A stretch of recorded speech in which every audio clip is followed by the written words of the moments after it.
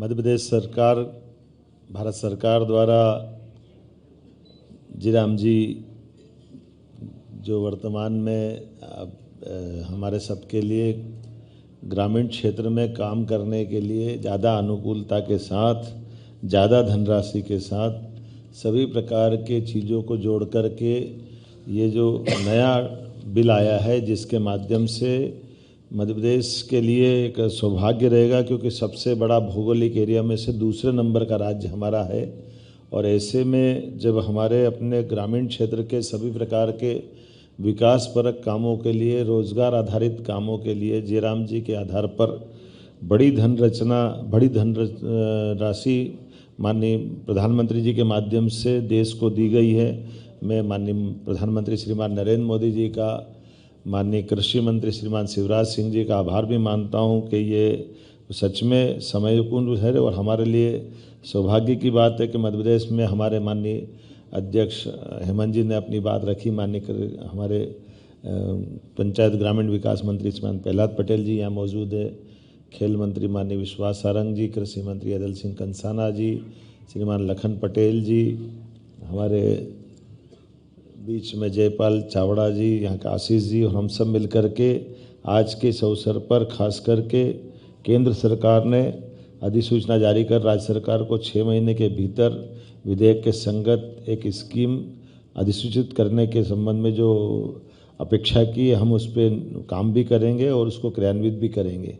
जिस प्रकार का मुझे बताया गया है कि मनरेगा के माध्यम से 100 दिवस के रोज़गार की गारंटी थी और इसको बढ़ाकर 125 दिवस किया गया है, तो ये निश्चित रूप से उससे आगे बढ़ के करने वाला कदम है।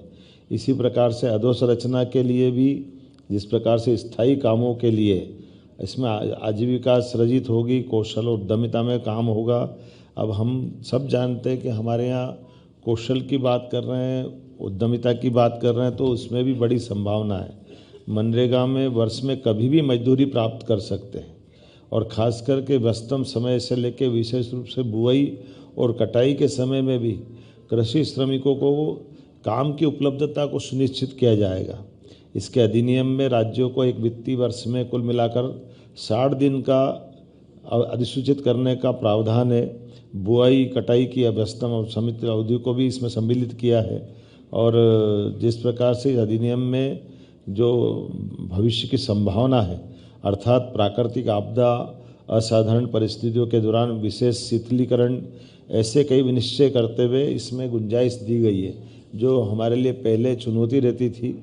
और राज्य और केंद्र के मध्य भी राशि की साझेदारी भी इसमें बनाने के लिए बहुत अच्छे से, लगभग ये जो राज्यों के लिए 60-40 का रेशो इसमें रखा है। इसके आधार पर हमारे लिए, हमारे ग्रामीण क्षेत्र में, चूँकि हमारे यहाँ ट्राइबल का बेल्ट भी है और कई आकांक्षी जिलों के अंदर भी काम होता है, ऐसे में जब हमने तो अपना इसका दायरा बढ़ा करके गौशाला तक जोड़ा है, कहीं तालाब निर्माण से लगा करके गाँवों के अंदर के भी जन कल्याणकारी कामों के लिए विस्तृत दायरा लिया है। मैं उम्मीद कर रहा हूँ कि इस अधिनियम का सच में रोजगार क्या, इसमें कानूनी अधिकार के लिए एक तरह से मौका दिया है। 125 दिन तो उनको दिए ही हैं। अब इस बात को तो किसी से कोई छिपा नहीं सकते हैं कि पहले के दिन 100 दिन थे, अब 125 दिन हुए। अब इसमें और आगे जाकर देखें तो वंचितों, विशेषकर महिलाओं को, SC ST को, भूमिहीन परिवारों को विशेष प्रावधान के अंतर्गत इसमें लाभ देने की प्लानिंग की गई है। इसमें अकुशल मजदूरी के लिए दर निर्धारण की भी अच्छी पद्धति लगाई है, जिसमें कहा गया कि अकुशल शारीरिक कार्यों की मजदूरी दरें केंद्र सरकार तय करेगी और जब तक अलग से नई मजदूरी दरें घोषित नहीं होगी तब तक महात्मा गांधी नरेगा के अंतर्गत तय मजदूरी से दरें देंगे। अब ये इसके कई अंदर की चुनौतियों के आधार पे भी जो कठिनाई होती है, और हम सब जानते कि पहले नरेगा था, नरेगा से मनरेगा बना और मनरेगा से जीराम जी बना, तो सुधार और संशोधन तो प्रक्रिया का हिस्सा है। ये अलग बात है कि ठीक है, विपक्ष का काम कुछ बोलना तो बोले, लेकिन सरकार का काम समयोचित निर्णय लेते जाएं और ख़ास करके रोज़गार न मिलने की स्थिति में भी ग्रामीण परिवारों को मांग प्रस्तुत करने के आधार पर निर्धारित समय सीमा में काम देने की बात भी करी है। और राज्य सरकारें द्वारा दरें और शर्तों के अनुसार बेरोजगारी भत्ता देने का भी इसमें बाध्यता दे दी गई है। अब ये अपने आप में बड़ा उसका संयोजन करने का, बड़े दायरे में लाने का प्लान किया। और महिलाओं के लिए भी एसएचजी और संकुल स्तरीय संघ CLF के आजीविका क्रियाकलापों के लिए भी नई शुरुआत है। ये अभी तक छूटी हुई थी, जिसमें हमारे वर्क सेट, ग्रामीण हाट अवसंरचनाएँ, कौशल विकास केंद्र जो प्रशिक्षण के साथ इस पर काम कर सकते हैं। और अधिनियम में कार्यों को किस प्रकार से लिया है, इसके जल संरक्षण के काम, जिसमें हमने पिछली बार भी जल गंगा संरक्षण अभियान में बड़ा काम किया था, इस बार भी करने वाले, जिसमें चेक डैम, भूमिगत बांध, तालाब, सिंचाई कूप, मृदा नमी संरक्षण, वृक्षारोपण, रूप वाटर हार्वेस्टिंग और इस सड़क, पुल पुलिया, पंचायत भवन, आंगनवाड़ी भवन, विद्यालय भवन और ऐसे कई कामों के साथ मैं तो इसको इस तरह से ही मानूंगा कि अभी हमारी सरकार ने तो ये वर्ष ही किसान कल्याण वर्ष घोषित कर दिया।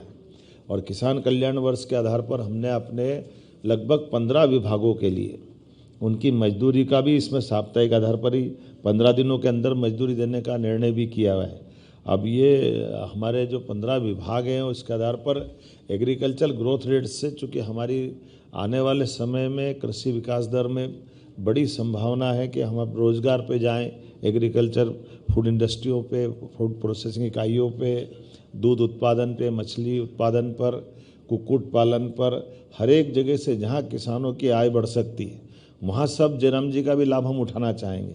इसकी समेकित योजना के लिए कार्य योजना हम बनाने जा रहे हैं, जिसके आधार पर हमारा एग्रीकल्चर ग्रोथ रेट के साथ साथ इंडस्ट्री वाला भी MSME से लगा करके लघु कुटीर उद्योग में भी हम इसको कैसे जोड़ सकते हैं।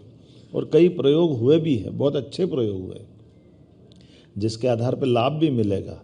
हमारा जब सिंचाई का रकबा भी लगातार बढ़ रहा नदी जोड़ो अभियान के माध्यम से, एक तरह से ये दूध उत्पादन से भी हम जब 9% से 20% का टारगेट ले रहे हैं, तो हमारे लिए आज ये बड़ी उपलब्धि रहेगी कि हम गोपालन को, दूध उत्पादन को और इन्हीं के साथ और राज्य के अंदर जैसा जैसा जो हो सकता है उस सब दिशा में आगे बढ़ेंगे। मैं मान के चलता हूँ कि वाकई ये माननीय प्रधानमंत्री जी जो दूरंदाजी निर्णय के लिए जाने जाते हैं, कई सारे सुधार हमारे सामने अपनी आंखों को देखते देखते अब विश्व के कई देश हमारे देश की तरफ देख रहे हैं। जैसे कोविड के समय लगाए गए टीके का ऐप बना करके जो उसका रिकॉर्ड रखने का प्रयोग किया था कि निर्धारित समय में लाखों करोड़ों लोगों का भी जिस समय जिसको टीका लगना तभी लगने के लिए ये जो पद्धति बनाई है, मैं मान के चलता हूँ कि सब चीज़ों को जोड़ करके जयराम जी में काफ़ी गुंजाइश दी है और जनता भी सब जानती है।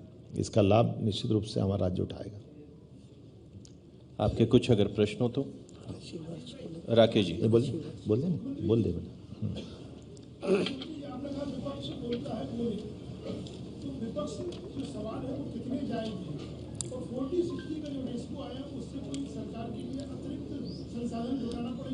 नहीं, हमारी सरकार इसमें सक्षम है। हम ये 40-60 का जो रेशो है वो बहुत अच्छा है और हम तो पहले ही लागू कर चुके हैं। और ये बात बिल्कुल सही है कि विपक्ष का काम उनके प्रश्न करना है, लेकिन विपक्ष भी तथ्यात्मक बात नहीं कह रहा है। इसकी कमी है तो बताए ना, कांग्रेस अध्यक्ष बताए, राहुल गांधी जी बताए, जीतू पटवारी जी बताए कि हाँ ये इसमें ऐसा करना था, वैसा करना था। तो विरोध के लिए विरोध के बजाय सकारात्मक के आधार पर तथ्यात्मक बात आए तो ध्यान में। शरद जी हाँ।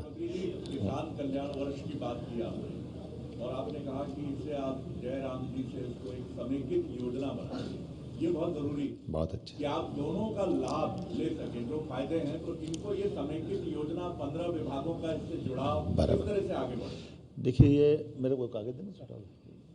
अब ये मैं आपको 15 विभाग बता देता हूँ कि कृषि कल्याण के साथ उद्यानिकी, पशुपालन, सहकारिता, खाद्य नागरिक आपूर्ति, पंचायत ग्रामीण विकास, नवकरणीय ऊर्जा, बड़े बड़े विभाग से भी एग्रीकल्चर के आधार पर, जैसे उदाहरण के लिए जल संसाधन है। अब जल संसाधन में हम जब नदी जोड़ पे काम कर रहे हैं तो ये बूंद बूंद जल संरक्षण से लगा करके गाँवों के अंदर पीने के पानी से और बाकी जल संरचनाओं पे काम कर सकेंगे, क्योंकि हमारे यहाँ भौगोलिक जो सरफेस है वो भी अलग अलग प्रकार की है। ऐसे में रोज़गार आधारित कामों के लिए जब हम इंडस्ट्री की बात करते हैं, एमएसएमई में भी बात कर रहे हैं, तो रोज़गार आधारित उद्योग के लिए हम विशेष सुविधा वहाँ दे रहे हैं कि जैसे जो लेबर आधारित उद्योग लगाएगा तो हम प्रति लेबर 5,000 रुपये महीना तक उसको VGF देते हैं। तो ये हमारे लिए तो इससे और बड़ा वरदान क्या होगा जब हम उसको जयराम जी के दायरे में भी लाएंगे, क्योंकि सौर ऊर्जा में भी ये ना कौन सा भी नर्मदा घाटी, राजस्व, वन, लघु कुटीर उद्योग, सूक्ष्म MSME तो बता ही दिया मैंने, उद्योग, निवेश, सभी क्षेत्रों में इसका ज़बरदस्त लाभ मिलेगा। और इसी आधार पर कोई भी राज्य, खासकर माननीय प्रधानमंत्री जी के नेतृत्व में तो अब ये काम का एक बड़ा लाभ हम मिला ही है, लेकिन एग्रीकल्चर ग्रोथ रेट हमारी ये सबसे अच्छी भी है। और अब इंडस्ट्री की तरफ जब हम जा रहे हैं तो ये हमारे हर एक व्यक्ति का इसके बाद पलायन भी रुकेगा और अच्छे से काम करने का मौका मिलेगा। प्रवीण दुबे जी। सर, मेरा ये सवाल है कि आपकी जो पूर्ववर्ती सरकारें रही है बीजेपी की, वो भी खेती को लाभ का धंधा बनाएंगे, दुगना मिलेगा, इस तरह की योजनाएं वो लाते रहे लगातार। आपने तय किया कि ये किसान वर्ष होगा, तो क्या रीजन इसके पीछे? और दूसरा ये कि ये एजेंडे में रहेगा किसान कि कब आत्मनिर्भर, जैसे जब तक धरती पे इंसान रहेगा तब तक किसान रहेगा। हमारे लिए धरती पुत्र किसान की परिभाषा, लेकिन मैं तो ऐसे ही विनोद में आपकी जानकारी के लिए कि जो माननीय प्रधानमंत्री जी ने 4 हमारी विशेष जातियों का उल्लेख किया है या विशेष आयाम के रूप में लिया है, आपकी जानकारी के लिए महिला, युवा, किसान और गरीब, इसी आधार पर हमने अपने 4 वर्षों का अलग अलग बाइफर्केशन किया है। पहला 2024 को हमने बहनों के लिए नारी वर्ष के नाते से घोषित किया था। 2025 हमने गरीब अर्थात युवाओं के लिए, गरीबों के लिए उद्योग और रोजगार वर्ष का लिया है। ये 26 हमने किसानों के लिए लिया है और 27 हम युवाओं के लिए लेंगे। और उसी पे जितने सरकार के मंत्रालय हैं उन सब मंत्रालयों की योजनाएं है, हितग्राही योजना है, उसके दायरे है और हमारे राज्य के अंदर इन परस्पर इसकी सरकार की और हितग्राही के बीच की आवश्यकता है। दोनों का तालमेल कराने के लिए समग्र रूप से प्लान किया है और हमारा मन भी बहुत इसमें खुला है। हम अपने इस साल के योजना के कार्यक्रम में सर्वदलीय बैठक भी बुलाने वाले हैं। सभी किसान क्षेत्र में काम करने वाले किसान संघ और बाकी लोगों के साथ भी सामूहिक चर्चा करने वाले हैं, या एग्रीकल्चर में रुचि लेने वाले अपने प्रदेश के या देश के भी स्वनाम धन्य बाकी लोग भी बुला सकते हैं, या गांव और किसानों के क्षेत्र में अच्छा काम जिनने समाज सुधार का किया है उनको भी हम आमंत्रित करेंगे और उनके सबके अनुभव का लाभ लेंगे। रविंद्र जी। मेरे 2 छोटे सवाल हैं। पहला ये है कि अभी ये जो योजना है आपने बताया 100 से अब 125 दिन तक मिलेगा, तो इस योजना के तहत मध्य प्रदेश में कितने अधिक से अधिक लोग लाभान्वित होंगे, कोई आंकड़ा हो? और दूसरा इसी में थोड़ा मेरा ये है, जब भी कोई नई योजना बनती है उससे नीचे क्रियान्वयन तक जब तक कोई नया इंफ्रास्ट्रक्चर तैयार नहीं होगा, क्या आप इस बात की गारंटी देंगे कि जो भारत सरकार ने ये योजना बनाई है उससे मध्य प्रदेश में प्रशासनिक खर्चा 6% से 9% कर दिया, अमला बढ़ाएंगे?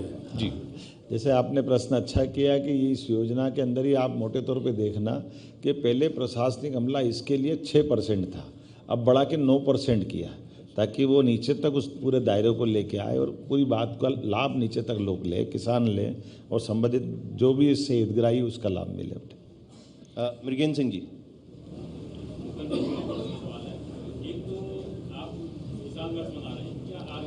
सबके उत्पादन में चरम पर है, प्रोसेसिंग में हम बढ़ चुके हैं। क्या उसके लिए कोई अलग भाव तय करेंगे? ऑर्गेनिक का प्राकृतिक खेती से उपज होती है, उसमें ज़्यादा उपज नहीं होती, किसानों को नुकसान होता है, तो क्या उसके लिए कोई अलग बाजार तय करेंगे, रेट तय करेंगे? और दूसरा सवाल है कि आपने कहा क्या MSME को मिला के एक विभाग बना रहे हैं, जैसे आपने चिकित्सा, शिक्षा, स्वास्थ्य को किया? मैं दोनों प्रश्न के उत्तर देता हूँ। आपने अच्छा प्रश्न किया है। ये जो प्राकृतिक खेती के आधार पर जो किसान अपना अपना उत्पादन फसल का या फलों का जो करते हैं उनको ये थोड़ी चुनौती रहती है कि वो, लेकिन अब हमने निर्णय किया कि हर ज़िले पर इसके लिए हम इस प्रकार के इनके स्टॉल मार्केट तय कराएंगे जहाँ प्राकृतिक खेती से उत्पाद में उपलब्ध जनता को रहे। और अभी तक जैसे कृषि उपज मंडी में फसल वगैरह में भी इसकी गुंजाइश नहीं थी, तो आने वाले समय में इस पे भी इसी पे काम करेंगे ताकि ये प्राकृतिक खेती को बढ़ावा दे सके। और दूसरा आप जो आपने बताया कि इसके लिए विशेष और दूसरे प्रकार के अनुदान वगैरह भी हम प्रारंभ करने वाले हैं ताकि लोगों को और प्रोत्साहन मिले। एक मिनट, MSME और इसके सुचंदा- संबंध में विचार कर रहे हैं। चलिए। आपने अच्छा सुझाव दिया है, इस पर जरूर काम एक करें। हमारी मातृशक्ति सुचंदा जी का ले लेते हैं। हाँ, ये जो आज आप प्रेस कॉन्फ्रेंस कर रहे हो, आज जो आप प्रेस कॉन्फ्रेंस कर रहे हो, एग्जैक्टली 7 दिन पहले शिवराज सिंह चौहान जी यूनियन मिनिस्टर फॉर एग्रीकल्चर यही चीज बोल के जिले में हो जाएगी। क्या वो प्रेस कॉन्फ्रेंस ऑफिशियल नहीं था? दीदी मैं बोल लूँ? बस ठीक है। आपका अभी का जो सबसे बड़ा मुद्दा चल रहा है वो है इंदौर का वाटर कंटेनमेंट। एक कंफ्यूजन है हम लोगों के लिए। आपका सरकार बोल रहा है 6 लोगों की डेथ हो चुकी है, जबकि 18 लोगों को कॉम्पेंसेशन दे चुका है। अब हम क्या माने? 18 लोग ठीक है दीदी, हो गया, प्रश्न आ गया, बैठिए आप। आपने बोल देते हैं उसमें आप बोलते हैं। अभी तो हम लोग जिले में जाके हम लोग करने वाले हैं, विषय यही रहेगा।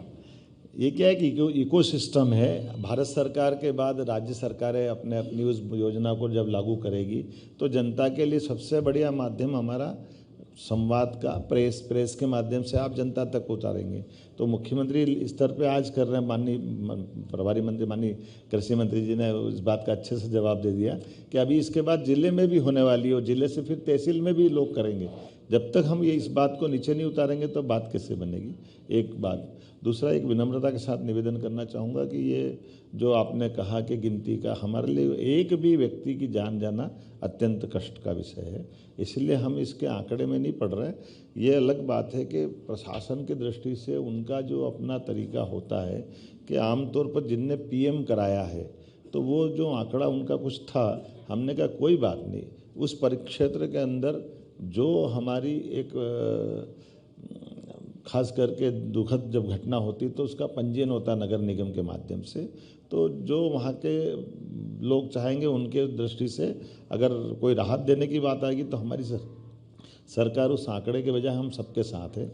वो बड़ी कष्ट की चीज़ थी, उसको हम उसे ऐसे लेंगे। आप सबकी उपस्थिति के लिए सादर धन्यवाद। आप सभी भोजन पर आमंत्रित हैं। बहुत धन्यवाद। बहुत धन्यवाद।